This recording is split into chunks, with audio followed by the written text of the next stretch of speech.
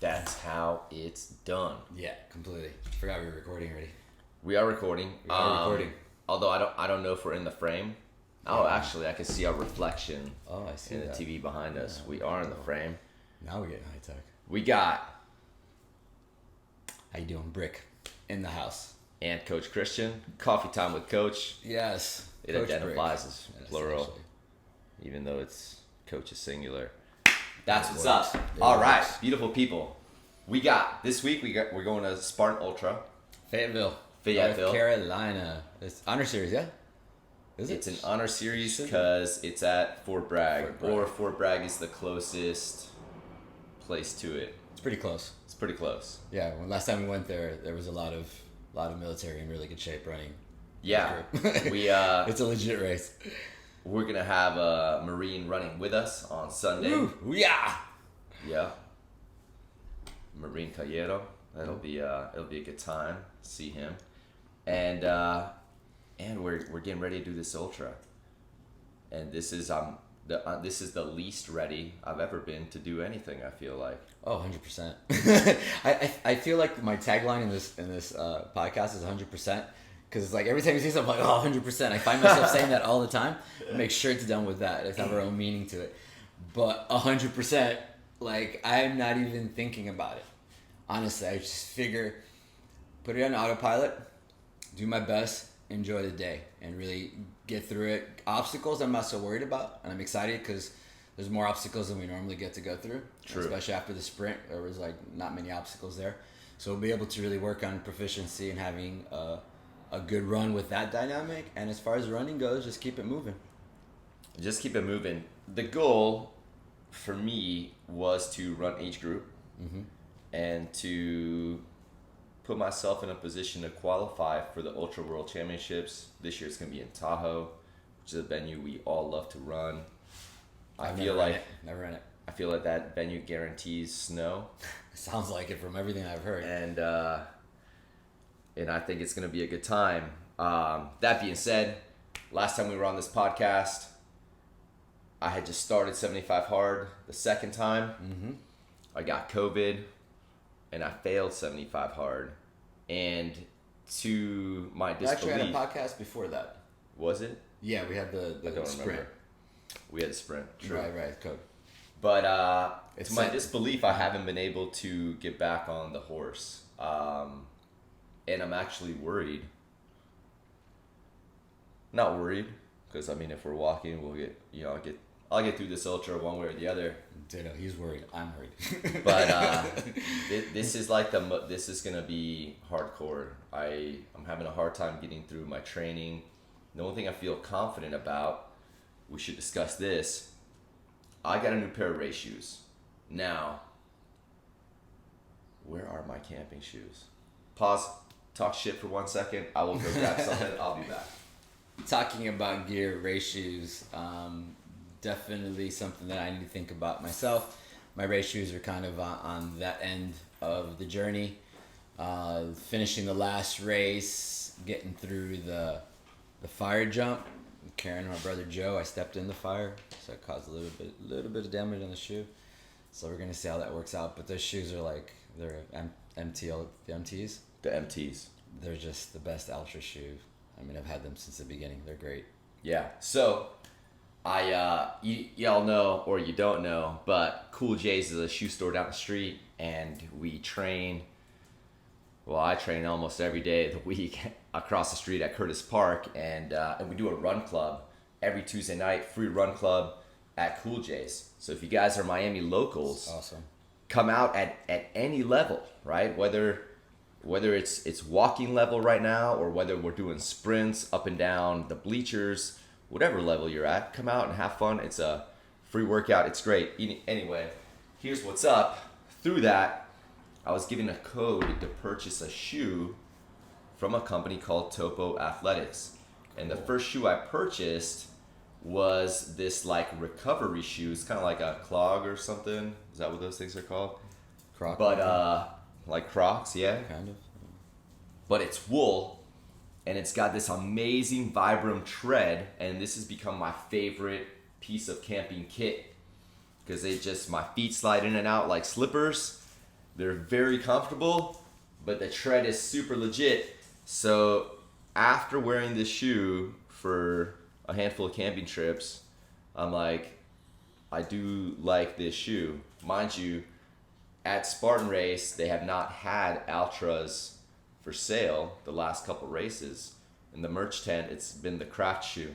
So I'm not a fan of that shoe. I was a fan of the Ultra King MT, like Brik was just expressing, and I was looking for something else. So I'm like, what is up with this Topo Athletics company? Nice. And this is what's up. I'm wearing them right now. I'm wearing them every day leading up to the Ultra so that I can make sure that they're comfortable and broken in. This shoe right here, I'm gonna take it off for Brik to play with. This is nice. Super cool. Check out how light this shoe is. It's like, whoa, that is light. Very lightweight. It's got a dope grip. Topo's nice. This is not like a Topo ad. This is just yeah, we're not endorsed. geeking out on anyone. shoes is geeking out on shoes is important, and hopefully I do get endorsed by this shoe company because I am very impressed with this shoe so far. We haven't raced the Ultra yet, but this is the shoe I'm wearing, and it should drain very well. Like this whole top mesh area is created that way to be able to drain. So this is it. Sweet. So moving forward, this might be my shoe. That's awesome. And for people that know me very well, I've worn Ultras for the last 16 pairs of shoes. I still wear Escalante Racers when I'm training at the track, but I really enjoy how my foot feels in this shoe. Disclaimer, this shoe is not a zero drop. It's a 4mm drop. And when I first started wearing them, I noticed it for like the first 30 minutes or so of running, and then it just became fine. The shoes are very comfortable. I'm gonna hit the track later on today with one of my athletes and put some more miles on these things. Do you feel like it's changed your gait at all? Do you feel any No. change? No? They have a big open toe box, which is why we wear Ultras generally. They're very lightweight. The grip on them is great. And I bought, so these are size 11.5. I didn't have much time options to buy a bunch of different pairs of shoes. Because we're running a 50K and we're going to be out there for a long time, especially I already know I won't be able to run the whole thing. I'm going to be walking a lot of it, so I know I'll be out there for a long time. Having a shoe that's half a size bigger sometimes can be very advantageous because your feet will swell while you're out there. That is a real thing you have to contend with. I still should have got a size 11. Like these are 11.5. And I think what I'm going to do, if these work out and if this ends up being the shoe, I'm going to buy another pair in size 11 and I'll have these for just like the 12-hour stuff and longer terms, yeah. right? So if it's a hurricane heat, 12 hours, or some overnight go ruck thing or an ultra, probably rock these shoes. Yeah. And anything shorter distance than that where my feet won't be going through that kind of stimulus, probably a size 11 probably would be like a more appropriate shoe for me That makes in this exact 100%. style, which size 11 would be true to size. So that's important. I made the decision to buy a half a size bigger. That's my fault. The shoe actually, I'm convinced that the 11 would be the perfect fit. Yeah. Right. Cool. Very, very cool to look into. Yeah. So, Ultra time. Ultra time. Hydration, sustenance. Let's get into that. Am I getting into it or you? Yeah, no, you. I'm tossing it. I'm betting it your way. Yeah, My let's thoughts get and into that. opinions, but I wanna So- get your way. This is my first ultra, completely. Doing this to be able to put myself in line because I want to do the death race. So got me motivated to do this happen.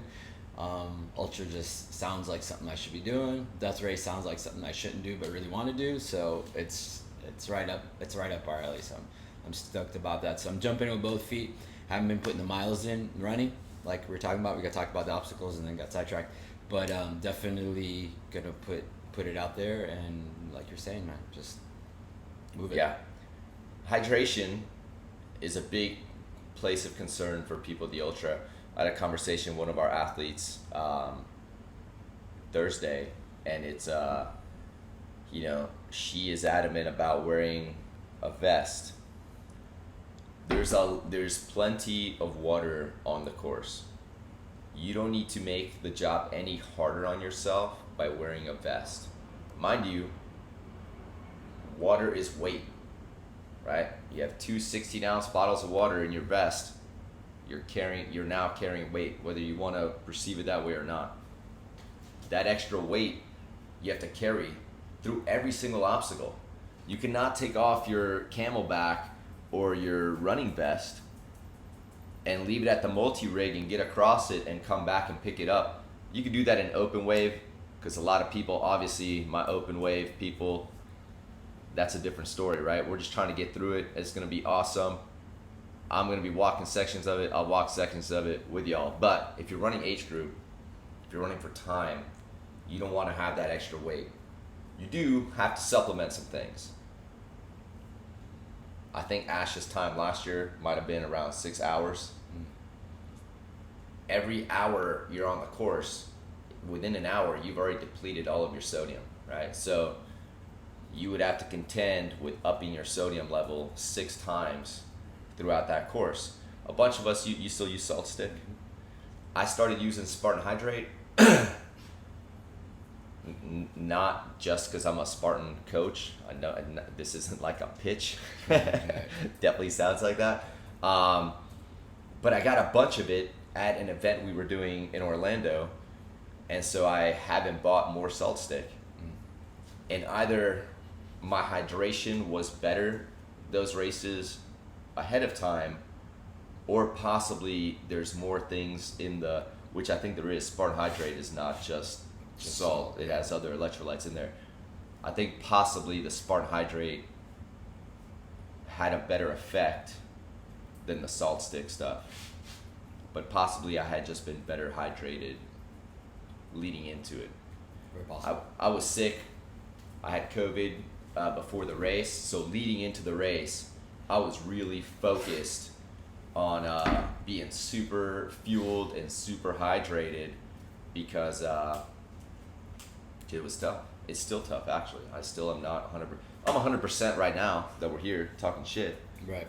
But when I'm out training, putting you under stress. I'm not 100%. You're feeling it. I'm feeling it. Yeah. I'm feeling it like, and this is in no way anything negative about our boy Warren. Warren has become a bad motherfucker.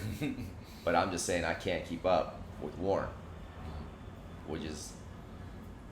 Yeah, that's always been the other way around. It's always been the other way around. That's our third that's running with this is Warren. So I can see that being an issue. Do you think, sidetracking that with the recovery aspect, do you feel like it's improved since? It's been so recent too, only a couple weeks ago. Because I know we have other people around us that are still dealing with recovery from things, from getting COVID 6 months, 9 months ago, that are athletic, that are working at it too. I mean, as in all aspects outside of training, I feel fine. Mm-hmm. But I have pull-ups for hey buddy, I have pull-ups for a set of 5, which is on the low end. On the low end, and the dumbbells I have out that I was working out with before you got here are 10K. Whereas for the last year, I've been doing 50 plus pound dumbbells, and these are 22.5 pounds.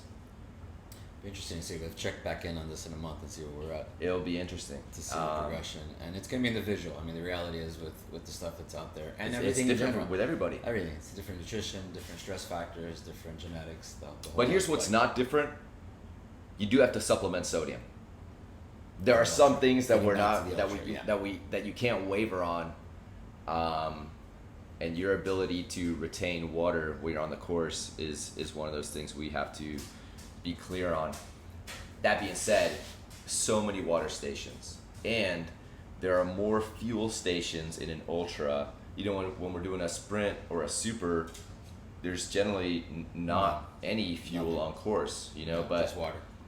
when we're doing a beast, there's generally some stuff out there, and when we're doing an ultra, there's generally like electrolyte cubes, maybe like Stinger waffles. I think we're at one of the races. Yeah. And gels. So, are you doing anything along those lines? Gels or anything? I will eat probably whatever's on the course. Like those, like those Cliff blocks that are caffeinated. I think those are great. Yeah. We had I think Honey Stinger, honey cubes that were caffeinated. Those are great also. But and we both, obviously, coffee time, are into the caffeine. So I feel that the gels or the supplements with the caffeine are a big bonus for us. Yeah. Like you'll feel the kick. And it's not a gang of caffeine. Like if no, it's not a Cuban cafecito and calle ocho. Right. You know, if you're drinking like a energy drink, if you're drinking one of those.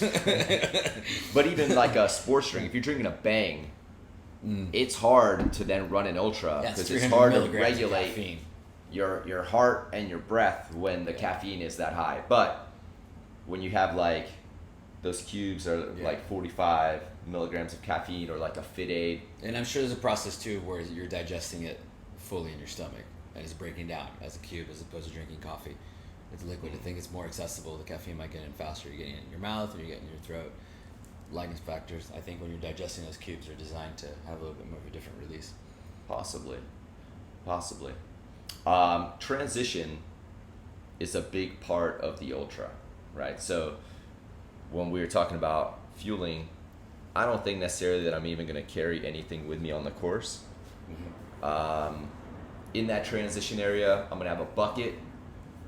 I do like a Home Depot style bucket, and at Home Depot, they have these lids that you can screw on and off now. So like you put the lid on, you know how it like snaps in and like kind of locks in place. Yeah. And then you can unscrew the top. That is very legit. It's legit in the sense of, you know, the buckets are great because you can sit on it when you get to that transition area, being able to sit off of the ground, give you an opportunity to maybe take off your shoes. This is a good opportunity to put on fresh socks. Fresh socks goes a very, very long way when you're out there for that many hours, right? Again, if you're running age group and you're in it to win it, you don't have a lot of time, right? Whatever minutes you're spending in the transition time, you have to make up in your run time. Yeah. But for us, for y'all that might be doing this for the first time, transition. Fresh socks goes a long way. Not everybody has fresh shoes. Yeah. But that also is very legit. Mind you, last year there were a couple of creeks, and I did stop at one of the creeks the second lap and clean my shoes. Took my socks off, cleaned my socks, put them back on. I didn't waste a terrible amount of time because from that point I had been walking with the boys, and from that point I started running to re-catch up with all those guys. I caught them very quickly, and also it was nice to just let the legs loose. But taking that time to take care of your feet, a blister in 50 kilometers of running or walking will definitely ruin your day. Yeah, it'll suck.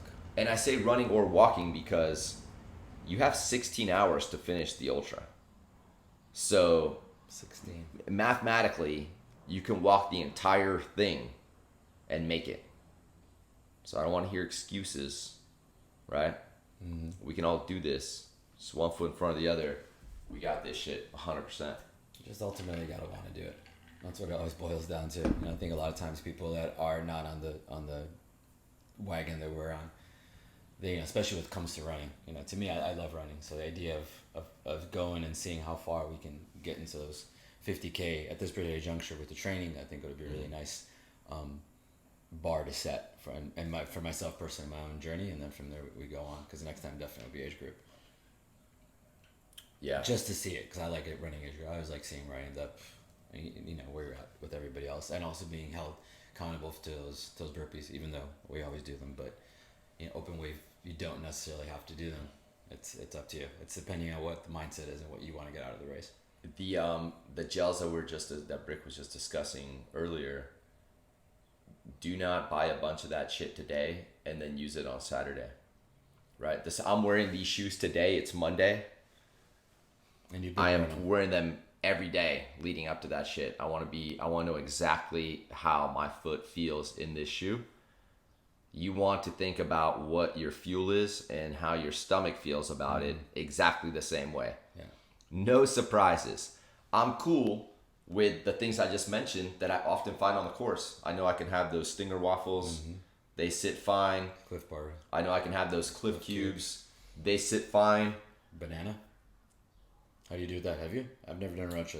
Shit, I don't remember. I don't think that they had bananas on the course. Okay, but post race, half a banana probably sits fine. A full banana might put you through too much of like a digestive process. Yeah, makes sense. Things but here's what I'm doing on Saturday. Here's what I'm doing in the Ultra.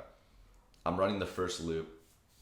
I'm gonna get to that transition area, and Baby Champ is gonna run the beast. She's gonna start the beast when I'm starting the second loop. So fantastic. I can take extra time in the transition time, make sure that she's ready with what she's doing, and then possibly we're gonna be walking a bunch of that second lap. So I don't know. Sometimes she can come though. Yeah, it's taking many factors. Kyle's running with us also. A lot of factors, yeah. So we got Special K running with us, and I love you, dude, but you're not putting in a lot of training right now. You know what I'm saying? And if you want to not walk this shit, you have to do things the day before the race. Yeah. Every day. That's when you busted out and you told me you saw Joe Wolfman and Scruffy at the beach pumping that hard. Pumping. I should have known what I was in store for. Did you see the video that they ran that other? I think it was last week, and they did it in Spartan. That was fantastic. So powerful. So those guys are just mindset. So we're talking about our brother Joe Wolfman. Hey, shout out to you, bro. Always rocking it. Cerebral palsy does not stop him. So all the other stuff. Yeah. What about Scruffy? Yeah, Scruffy's a beast. Beast mode, dude. The silent assassin. Completely pushing and making it happen, but training, right? Which is my point. Yeah, and don't think we don't see you, Scruffy. We recognize. 100%. For real. Yeah, exactly. For real, dude. And so does Joe, man. You guys are a dynamic duo, man. I'm really honored to know both of you guys like that, and looking forward to more races. Ultra, I can see that happening. I can totally see Joe pulling off a Ultra. Are we doing that? That's a possibility, man. Yeah. Why don't you text him right now in the middle of this podcast? Hour 45. Ultra in your mind. Ultra, let's see. Drop him off. Just when I thought it was a bad decision for me to do it, we just added a wheelchair to the party. That's it. Let's see. Drop him a word. Yeah, so Brik's going to look that up. We're going to get into hydration. We already checked off, right? There's plenty of water out there.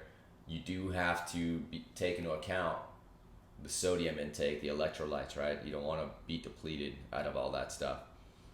Fuel, you have to test ahead of time, way ahead of time. You have plenty of time today to go to your local running store or wherever they sell. Where do they sell stuff like that? Around here, I run. Running stores, right? Running stores, yeah, completely. Yeah, absolutely. In general, Dick's or Sporting Goods. bike shops also, right? Bike shops, sporting goods shops. Any endurance, Dick's, I didn't even think about that, but any place like that, and just test out what you're gonna eat. The bucket goes a long way for that transition area. If you're blessed to be able to have multiple pairs of OCR shoes, I would drop a fresh pair of shoes in that bucket, and I 100% would drop a fresh pair of socks in the bucket, no matter what. Treat your feet nice. Even if you get there and you think it's not important, change your socks anyway. It takes a minute. And then when you're out there, you're going to be like, oh, that was a good idea. I'm glad I changed my socks. So you don't run compression socks because you wear the 5 fingers. I wear the 5 fingers. However, our miniature homie, Allie, she just got 5-finger compression socks. Nice. Yeah, and they go like up to here. Right, because I always run the compression socks. I don't know anything about those, but we'll see how it works out for her. Have you ever worn compression, or are you always done the 5 fingers? I mean, when I used to race, I wore compression pants. Okay. I wore like virus compressions, and that was it. I just don't. I'm not fast enough to look that fast right now. You gotta look the part, show up in the right gear. If you're walking it, you don't need to be out there in compression pants and no shirt trying to look like the Flash. We'll leave that for the Flash right now. But I even think the compression socks though are good for circulation. Period. Yeah, they're good for circulation. The swelling, even if you're walking, especially if you're at the point where you're going to put yourself on that run and then not be able to push yourself like that because you're still dealing with getting your body to where you need it to be. These kind of things still help. My dad wears compression socks all the time for his circulation in his legs, and it does. And here's where they help a lot is after the ultra. It's not over. After the ultra, we're camping, so we're just adding adversity to hardship. And then on Sunday, hardship to adversity, however you want to phrase it, on Sunday we're running the super 10K followed by the sprint 5K. So it's not over at the ultra. So having a plan, especially if you're camping, like we don't have any of the luxuries of a fucking hotel or an Airbnb. Like we get a shower. So especially if you're camping, having solutions for how you're going to take care of your feet and legs that night is very important. Here's our solution. We're bringing Normatec boots and a zero gravity chair. So that's that. We are camping, but in the recovery aspect, we're glamping big time. We're bringing percussion guns, and I probably that night will sleep in compression pants. That's a good idea. Love that. And working there. And I think that's a good way to handle that. So you guys that are doing the ultrafecta, or even if it's your first trifecta weekend, take care of yourself Saturday night. It will go a long way Sunday. When you get off that race course, that's when your hydration starts for the race the next day. It starts when you cross that finish line. I know some of y'all are going to go get that free drink, but that's not good hydration. I'm not trying to be a hater on alcohol, on drinking alcohol. I'm just saying it's not the smartest thing to do. It's not the smartest thing to do if you're racing the next day. Yeah, things to consider. But once again, it's the level you want to be at and how much you want to push and where you're at with that 100%.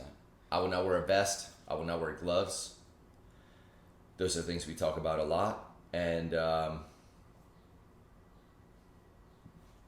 guess no gloves. Yeah, we'll cover it. Vest, hydration's there. Sunscreen. Gear. Having good to go. You're out on the course for a long time. A lot of that course is wide open. Having a compression shirt or something to keep you covered from the sun, that also I think goes a long way. Last year it rained basically the entire ultra, and even with all the rain we got, I was completely sun scorched. Wow.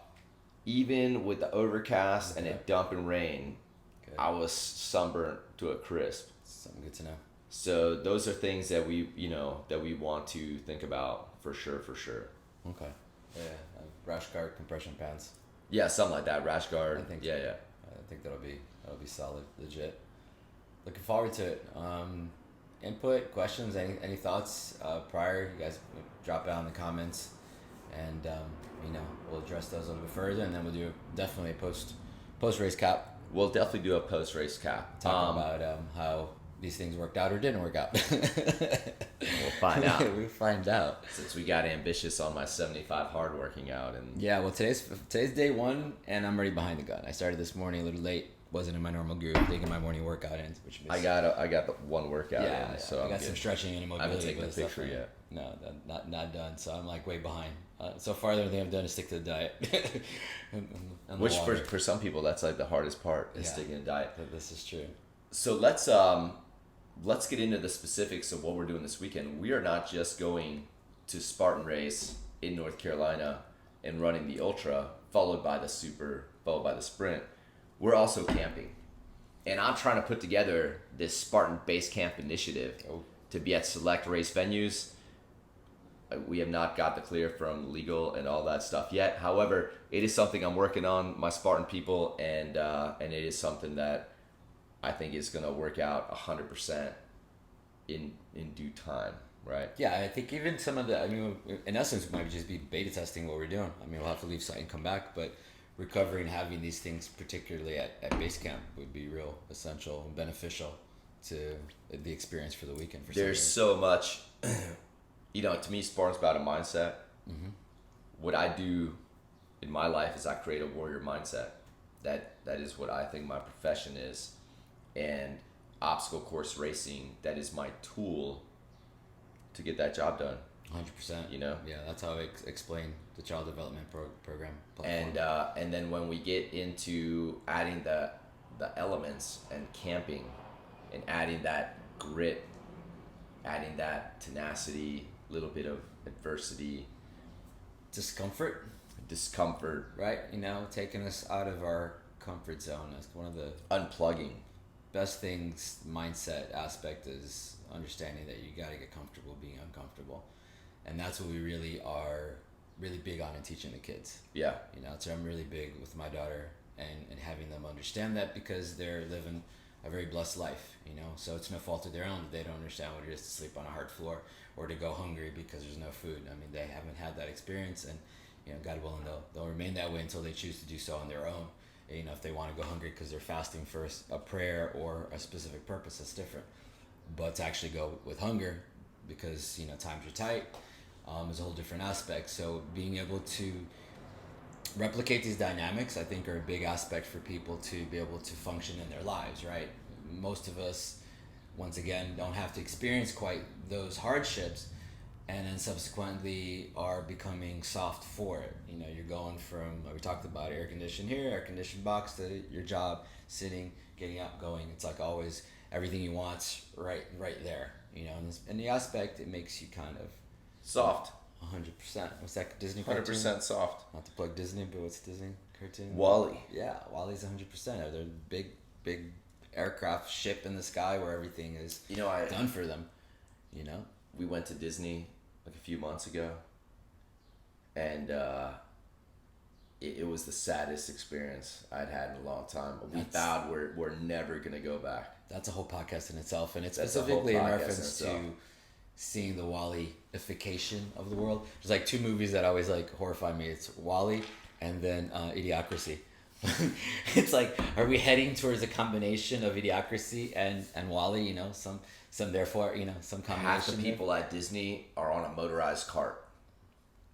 And it's like, and we're not talking about decision-making process for someone that's physically handicapped in a sense, like Joe, who's exactly, someone that could totally have that excuse, doesn't. It's people that are a lot of times not putting the mindset is not there, I think, is probably the best way of saying it, however that is. Because we've seen it with the moms, like we talked about it, like with Jen and some of the other moms, where they put in the work and they were obese, and dropping 30-40 pounds is immense life-changing aspect. It's immense.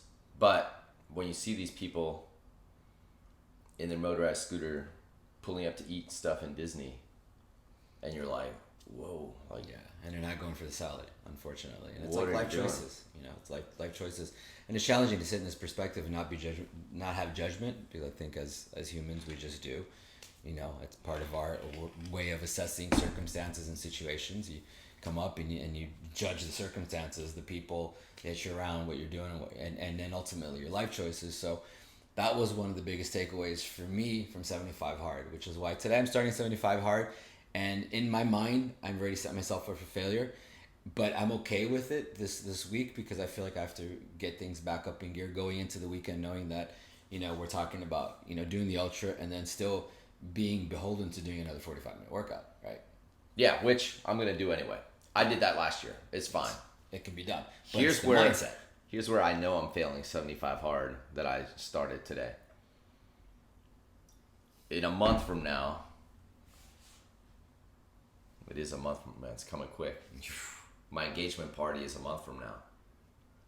And I'm not going to be the asshole at my engagement party not eating the food or not toasting with my wife-elect or her family or my family.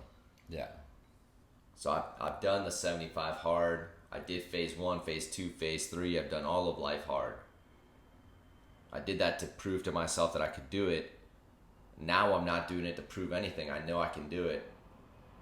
But I'm not going to not start because I know that at some point it's not going to work out. It's just when I'm on 75 hard, I'm constantly sharpening that fucking axe. Mm-hmm. You know what I'm saying? Yeah. And it's like, I'm not going to wait till a month from now to start. Yeah. I got over COVID. These 2 workouts a day are not easy. I did a workout before this podcast. It's not easy. It's kicking my ass. It's all good. My workout later will be more chill, right? But I'm going to get through it. A month from now, I'll do that, go to that event, and then I'll start over after that. Yeah. And then maybe at Death Race, we have no way of uploading our photos.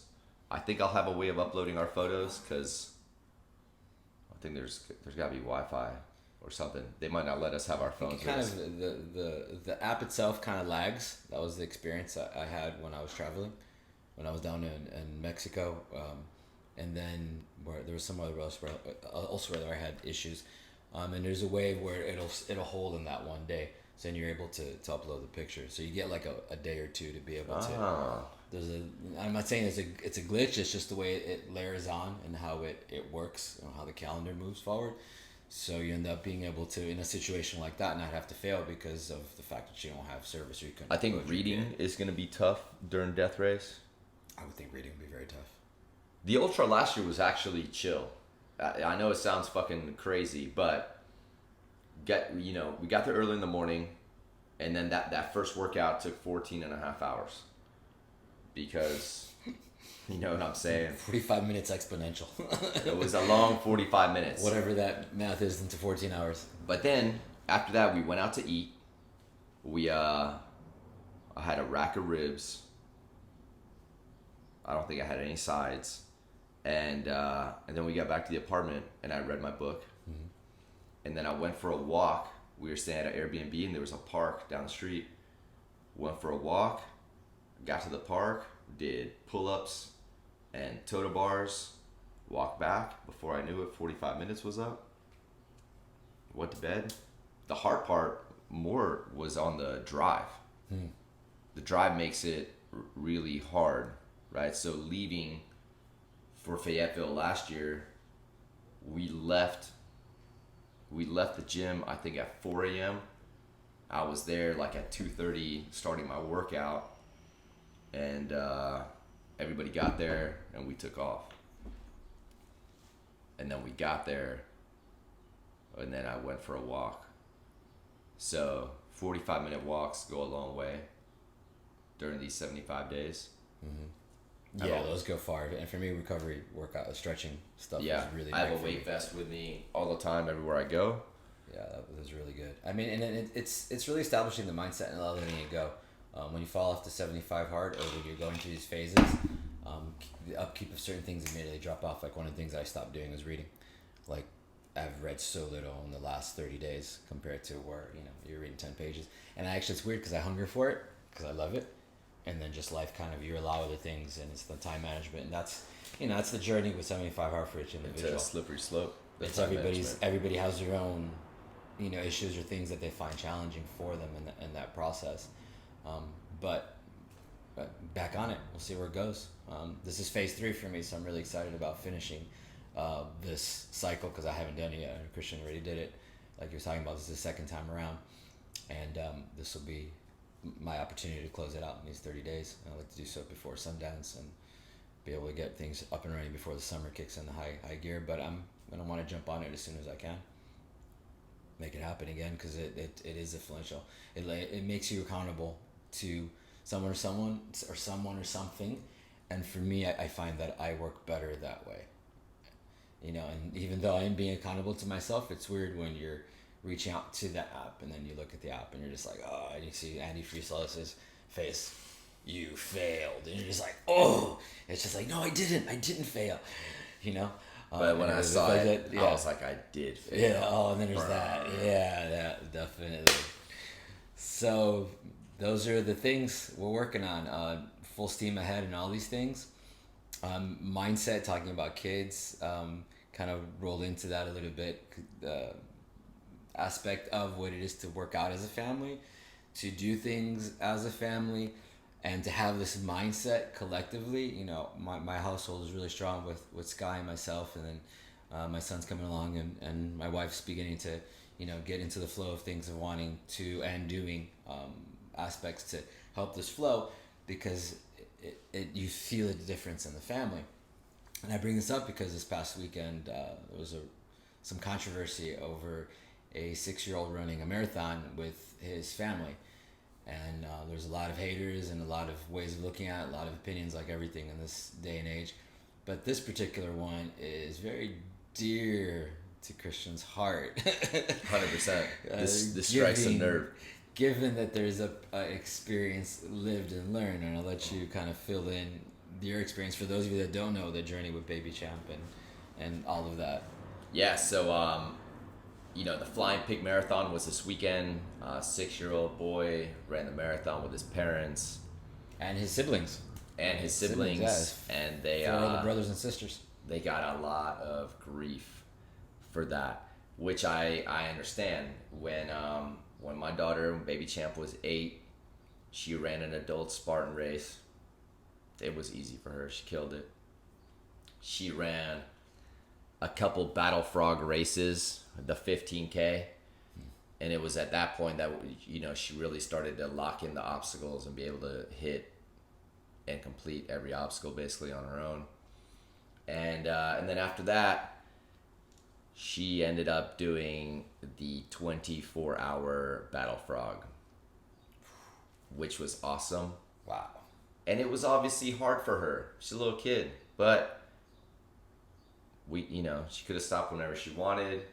We did stop so she could sleep for an hour. We stopped once so she could eat pizza. Yeah, it's not like it's not like you're torturing your kids. And that's the mindset, which I get to some people that this is torture, right? I mean, you talk about I'm going around to ultra, and people are like, oh, I hate running. And it's like, yeah. Okay, so for you, that person, this is what we're doing, which is exciting to us. And even my daughter, she's like, oh, that's great. That is torture to other people. It's like, it's going to sound like punishment. Yeah, my kid wanted to run this race. It was her idea. Then it was me just trying to figure out, how do we make that happen? Talking to doctor friends of mine, making sure she would be fine, making sure we had fuel for her, that whole electrolyte balance we talked about earlier. We did a GoFundMe, so she had multiple pairs of shoes for the 24 hours, which ended up being very important for a little kid. I think she changed shoes 3 times. Wow, awesome. That's good to know. Yeah, which was important. But really, there was so much negativity. I got death threats. I got called out on the Today Show. But to her, it was the best day ever. It was my birthday. It was one of my best birthdays ever. Fantastic. I mean, it's perspective, right? So much of what ends up being complicated in this world is how you're looking. And there are times in those adult races when she was small that it was tough. Like these parents must have experienced, like that kid experienced. Yeah. But she didn't want to stop doing it. You know, one of the things that came up in the interviews was, do you think she'll be in the Olympics? And I was like, yeah, she's 8 or 9. She might want to play guitar next year. Yeah. She might not give a shit about this at all. Yeah. Right? And, she still cares. We're racing with her this weekend. Mm-hmm.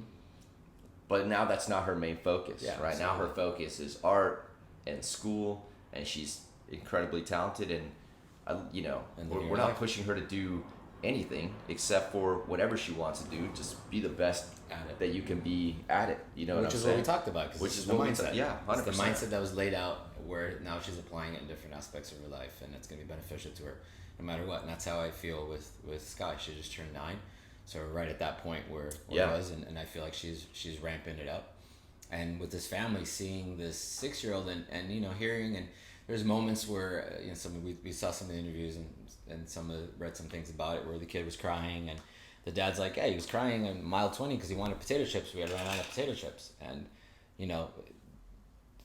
I have when you have a 6-year-old, you understand that things set them off. They cry very easily about a lot of different things, but the father was just at any point he wanted to stop. He said, "We stop," and we stopped. I mean, obviously you're going to encourage him to keep going, but you're not gonna force. You can't force a 6-year-old to do something like that unless they want to do it. No.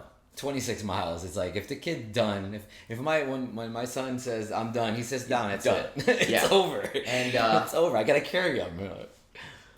You know, like all of this backlash. It's like, you know, we should be challenging kids to challenge themselves. We shouldn't be forcing kids to shy away from challenge. I understand not every kid can run a marathon and not every kid can run a Spartan race. And I don't think they should. 100%. But in the case of Baby Champ, or even in the case of Sky right now, we could take his daughter right now to run most of that trifecta weekend this weekend if we had to. Yeah, should work through it. You know, probably all of it. Yeah. And there would be tough times. There'd be times in the Beast where she would be like, what in the fuck did I get myself into? But that is fucking life. Right. And the problem is that in life, we get to this part of, what in the fuck did I get myself into? And instead of looking for a way through, we look for a way out. Yeah. And that's what we teach kids with these fucking participation medals, and it's okay to quit. This kid wanted to run that race. And we were talking That's about amazing. this earlier too, is that he's the youngest, I believe the youngest out of 5 siblings. So Who all raced. Who all raced. The entire family raced. Mom, Yeah. dad, the whole entire family went out. So he would have been the only one not going on the race. So what I was talking about earlier with Christian was that how much my daughter influences my son, right? So then obviously you have the smallest out of 4 kids, the whole entire family's out. It's just a normal way of life. It's like, that's what they do. They go run, they go exercise, however their training regimen is, however it works out. They obviously put a lot of time into it. So it's just part of their culture and their mindset and their family. So it's not so, someone that's looking at it from a perspective of not being a runner, not being athletic, not having that aspect in their lives, to then think about, oh my God, putting their child in that situation. Yeah, you're jumping a huge canyon from one side to the other because these people are already on the other side of the canyon in their mindset about doing these kind of things. So the judgment is they're obviously getting a backlash. The race is getting a backlash. They apparently said that they were aware that the family was going to do this because you're supposed to be 18 years old to run, but they're also running 26 miles. So it's a free country. They're on a course. It's not like even with Spartan, you're on a private, usually a private farm or a ranch or something, so you can close that off.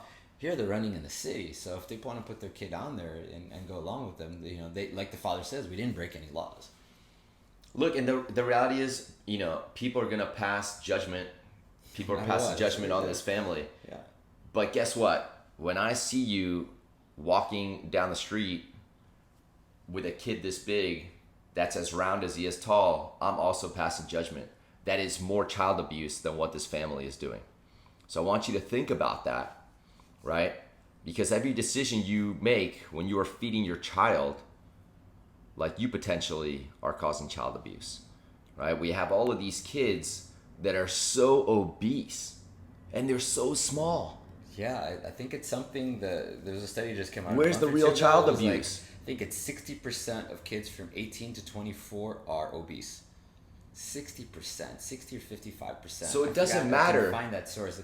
We need someone to we need a young Jamie. That's what we need. Yeah, we'll get one. It doesn't matter. Fact check us on this. Who you vote for politically. It doesn't matter because we're already creating the weakest country in the entire world. The weakest. We're the least healthy, and we're the least fit. Think about that. Of industrialized countries, 100%. And this is a way that's being exported all around, and it's the corporatization of our foods. It's the aspect of making everything factory, and then we're giving these kids these dynamics that are obviously less nutritious and giving them that cravings that they don't need to have, that they shouldn't be having quite at that age with the food that's being given to them. And subsequently that we're taking away their movement too. And then they themselves are taking away their movement by being on video games and not wanting to do things, electronic devices. And I have that challenge a lot now with our kids, balancing electronic devices and being out and about, right? What about the reward that this little boy felt when he finished that race? I can still picture right now the moment Baby Champ finished that 24-hour race. It made me emotional. Like, she was Static. over the top. Completely. She earned it. Yeah. But we give kids things every day that they haven't earned anything.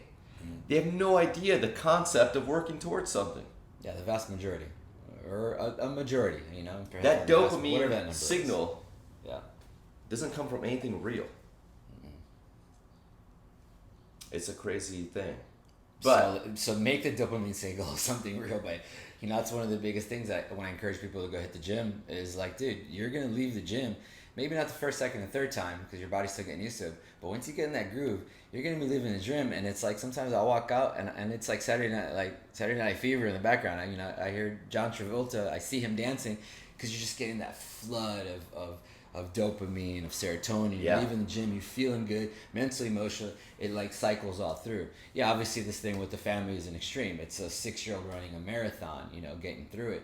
And I pray and hope that this is like, you know, future Olympian right here, right? Potentially. Potentially. But maybe not. Maybe or he's it's just a kid going to who be another learns. kid who's going to be able to go on and maybe solve some other problem. We're never even going to know about it because he ends up becoming a scientist or a doctor or ends up doing something with this mindset, or just has a normal, healthy, happy life because he was able to be given these tools and this ability to do something at this age, you know, and obviously family support. And I saw the videos with the family and they just seem like, you know, pretty normal family just from looking at the outside. Dad looks normal, you know, I don't know what their background is, but you know, it piqued our interest when we saw it because obviously Christian's background and what we do with kids, it can be a sore point. You can look at it so many different ways, but immediately it's like you see all the way the things are laid out, it's already with that negative tilt. You know, I'll cry, we should have done this, you know, things like that, backlash.